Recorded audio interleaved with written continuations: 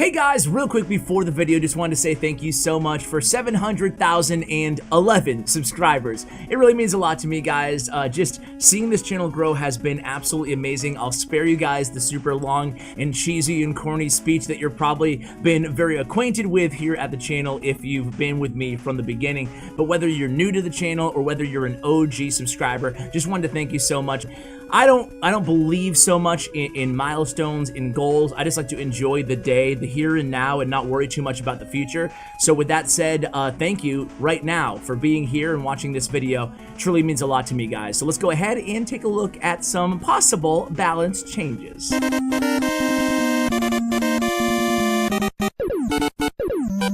Alright guys, so before we jump into my wish list, I want to share some news and some stats with you guys to kind of inform why I want to buff and nerf the cards that I want to buff and nerf, right? So first, news.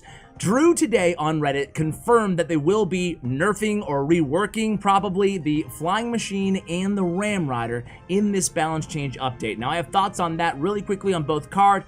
I don't think the Flying Machine personally is so strong. I think it's a great card. It is a strong card, but I think because the use rates are still in check, I would not like to see it nerfed, but it sounds like that's not going to be the case. Also, the Ram Rider is another card where I like having a somewhat new and refreshing win condition in the game, so I don't want to see a Ram Rider nerf personally. However, I do think the Snare maybe needs a rework. Maybe it does more damage, but it doesn't stun for as long, or maybe the Ram does more damage, but the stun doesn't happen. It doesn't basically counter a balloon or counter a Hog Rider just with a boom, a Ram Rider. That's it, right? So those are my opinions on those two cards, but that is confirmed coming. Now, if we look at the stats here, again, from all the 20-win matches globally, we can see the #1 card in the game is Baby Dragon with a 56.4 win rate and a 36.1 use rate. That means that Baby Dragon appeared in 36% of every single deck used inside the 20-win challenge. Win or lose, Baby Dragon was there. That's crazy. And I have another piece of news for you guys. Seth, aka the Rumham from the Supercell team, I asked him about this before I hit record just about 10 minutes ago, and he said, surprise, no Baby Dragon nerf coming in this update. No rework, nothing. They're not touching Baby Dragon. He said he's considering making a designer blog post to explain why. So we don't know why, but that is rather surprising given how popular this card is. Even more popular than all the rest of the cards, which are spells, as you guys can see. The #2 is Bar Barrel, #3 is Snowball, #4 is Zap, and then Poison. We have to go all the way to #5 to see Bats, which are the 5th most popular card. Make that the 6th most popular card. So I'm not going to talk about all these cards, but you guys can see Bandit and Ewiz really strong. Skarmy, Miner, P.E.K.K.A. No surprises here, guys. Wizard, Inferno Tower. All these cards to me are fine here. Ram Rider included. Mega Knight included. All these cards to me, all good. Let's just keep scrolling down here, guys, and getting to the very bottom, because that's where the real interesting cards are. Now we're getting there. Royal Ghost, Dark Prince, E-Drag. Where's the buff E-Drag guy in the comments? Where are you, man? Alright, we have Skelly Barrel. We have Bomber down here. Bomber, he might make the list, guys. We see Bomb Tower, Recruits. Now we're getting low. Now we're getting to the bottom 5 here. And we see Barbarian Hut, 3 Musketeers, Heal, Cannon Car, and Wall Breakers. Did I tell you that Wall Breakers are gonna suck? I think I did, and they definitely do. Look at that. Ooh, 24.8% win rate. That is awful. Anyway, guys, these stats will inform my decisions when I give my wish list, which is coming up right about now. So guys, I only have 2 nerfs on my list, and the reason being is here on CWA Mobile Gaming, we're a big believer of indirect nerfs and direct buffs, meaning that you can buff a card that counters a problem card. That would be an indirect nerf to that problem card. So if Hog Rider needed a nerf, we could buff Tornado or something like that. That's what I like to do rather than directly nerf cards. So the only 2 cards that I advise touching here are the Giant Snowball, which is just everywhere. Giant Snowball is a really great spell, and I wouldn't want to nerf it too hard. Just a very, very small decrease in the amount of freeze effect that it has, or the duration of that freeze effect, or a stats nerf would probably be good in my opinion, just because you guys saw just how incredibly popular that spell is. I mean, log and zap, like those are old school cards. Who remembers zap and log? Okay, I kid, but man, Snowball and Bar Barrel have definitely taken over the meta. And then the other card is Bandit. I feel like Bandit is really good, and I like that she's really good. However, the fact that she can counter a lot of cards on the defensive end for positive elixir trades, like the Prince, for example, and then live on to provide a threat on the offensive end, just shows how good she can be in a lot of different decks. She's very popular. She's been strong for a long time now. Maybe just a very, very small decrease to her stats, or an increase to the amount of time it takes her to get into her charge ability, or her dash ability, excuse me. So those are the only two nerfs that I have. Now, when talking about buffs, huge shout out to Wishful on Reddit. Take a look at this chart that he created that breaks down the use rates of all of the different archetypes on ladder. Now, balancing this game according to ladder is very, very difficult, but just look at this. It just truly, this perfectly illustrates the problem that Clash Royale has when balancing this game. Look at Hog Rider, 28% use rates in decks from 4,000 to 4,600, and then only a 9% use rate above, or 5,800 to 6,400 trophies. That's just insane. And you can see the opposite happen with Miner. Miner's very popular at the top of ladder, but not so much, just average and the 4,000 to 4,600 range. And you can kind of see this through every archetype. But one archetype that you don't really see here, or one card that you don't really see here, is Three Musketeers. So what do we do about Three Musketeers? There's no doubt about it. The fact that Three Musketeers were nerfed into oblivion actually gave room for other archetypes to start to thrive in the game. It's been, in a weird way, healthy for the game. So the question is what can we do to buff other cards that will help naturally counter Three Musketeers? That way we can bring the Three Musketeers back at 9 elixir, which I think is the right thing to do, because a lot of players took their time and their gold to upgrade Three Musketeers, especially for ladder, and I feel for those people, and I don't want the card to be totally dead from the game. I don't think it's good to just kill a card when it becomes too popular inside the meta. So for that reason, I am advising bringing the Three Musketeers back down to 9 elixir, and that's going to be the end of that buff. And then I'll talk about other cards that I'll buff to help counter Three Musketeer. And then the next card I want to talk about is the E-Drag. I think that they should buff the E-Drag.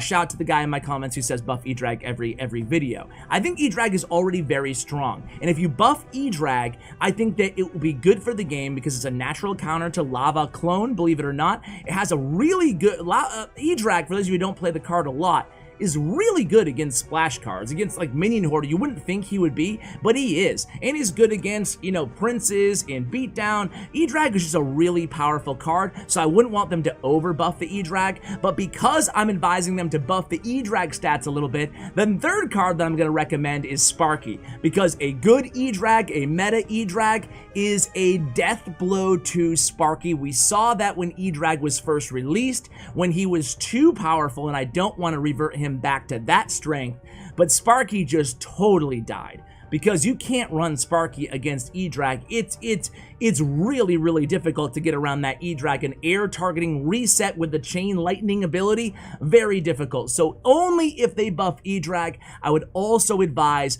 buffing Sparky a little bit as well. Maybe another range buff, or maybe just a stat increase to Sparky in her hit points. Just something to give those Sparky users a little bit of a boost to combat. And this is what we talk about in the direct and indirect nerfs and buffs. It's weird. You can really have to look at each balance change as a collection of cards. How are these changes going to affect those changes, not just how are they going to affect the meta that we already have existing in the game right now. So then the fourth card I want to talk about is Bomber. Bomber has been pretty much dead forever, and I'm going to include Bomber on this list, but not Wall Breakers, because I just don't like Wall Breakers, and Wall Breakers, I think they're fine for people in Arena 4 or whatever the heck they unlock in, but I've never been a fan of the card. I find them very uninteresting, especially considering they're an epic. So you know what? They've already buffed them once. I don't know, tackle them next balance change. I know I'm being a little bit biased here because I don't like the card, but I just don't think that buffing them is going to make anybody super happy inside the meta, especially because most people haven't invested a lot into upgrading them because they've never been good.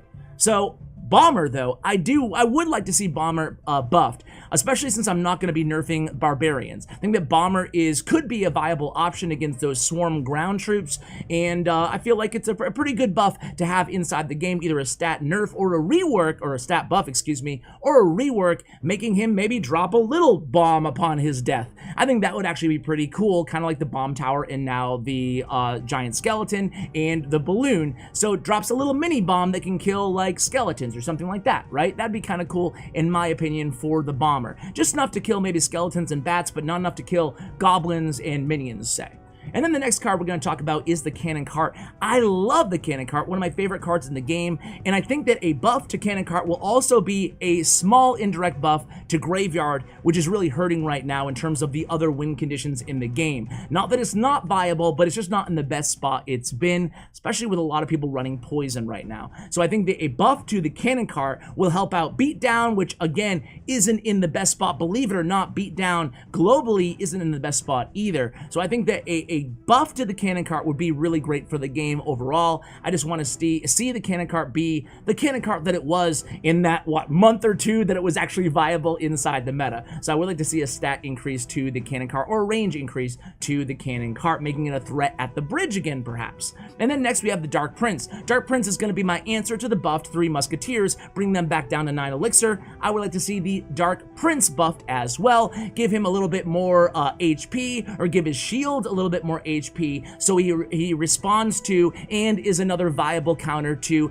a 2-lane or a split 2 Musketeer push. So I would like to see, so then we have like Mega Knight, we have Valkyrie, we have Dark Prince, plenty of counters out there to 3 Musketeers. So that I think would allow them to bring them back down to 9 elixir with a Dark Prince buff as well. And then we have the E-Barbs. Wow, let's listen to this quick clip from the Rumham, aka Seth interview, Supercell interview that I did with OJ here on the channel. I'll have a full interview link in the show notes for you guys. But let's listen to see what he said about E-Barbs. So, I'm not kidding. I'm not joking around. 100%. Elite Barbarians were going to be changed in this balance update. They ended up getting cut in the final edit, the final change down. We do have a change in testing that we've been playing with, and I think there's a meaningful sort of rework buff to Elite Barbarians that will make them good in competitive play and hopefully balanced on the ladder. So I don't want to buff E-Barbs, I want to rework E-Barbs. And I don't know what the answer is, but I like the idea that they're 2 fast-moving barbarians who do a lot of damage and move fast, but maybe they should do far less damage and cost a little bit less elixir, making them a more interesting card, I think, at 5 elixir or at 4 elixir cost, but yet they do much less damage. They're not as much of a, oh my god, if they rage Elite Barbs and hit your tower over leveled at the bridge. I would like to see a rework, and as we heard in that audio clip, it was going to be coming last balance update. I would not be shocked to see an Elite Barb either buff or a rework inside this balance update. And then the last card that I have for you guys today is Zappies. I know that Rumham doesn't like the Zappies that much, and I know that some of you guys don't like the stun lock of the Zappies either,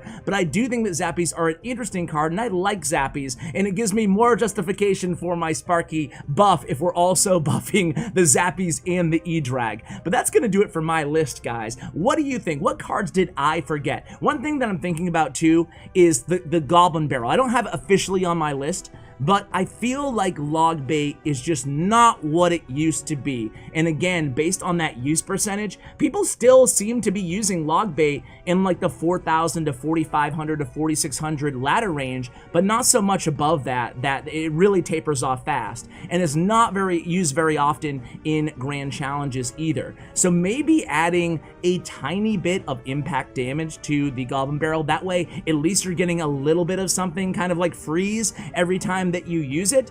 That's originally how the Goblin Barrel was, but it cost 4 elixir when it was like that, when it was introduced to the game. So I don't know, what ideas do you have and what thoughts do you have about the Goblin Barrel? I'll leave you with that thought, guys. I hope you enjoyed this video. I love doing these kind of opinion-based videos. Let me know what you think of my list in the comments below. A huge shout out to statsroyale.com, where I got this information, to Wishful again for his amazing Reddit post, and of course to Bren Chong, my YouTube partner. Check out his information in the description below. Thank you again for 700K, guys. I really appreciate it, and as always, take care, guys.